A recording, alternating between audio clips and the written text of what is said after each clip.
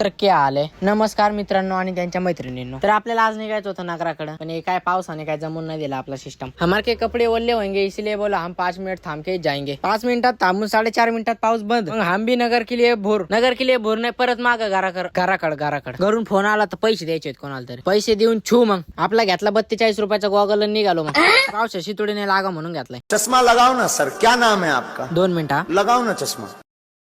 आ तेरी पाऊस नव्हता तर म्हणलं चष्मा काढावा बघा काय झालं. ये क्या हो गया?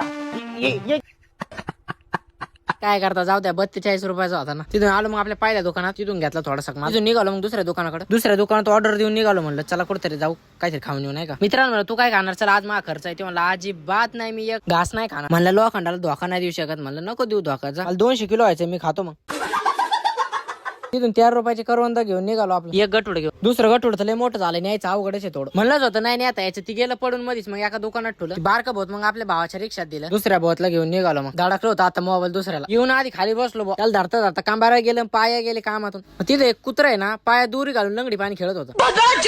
तुमने मेरे साथ ऐसा मजाक किया ना तो मुंह तोड़ दूंगी तुम्हारा.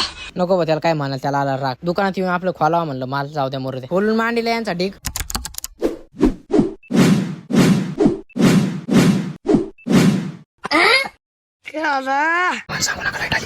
तिथून मग गेलो हर्षल भाईचा केक कापायला. आज बर्थडे होता त्याचा नाही का.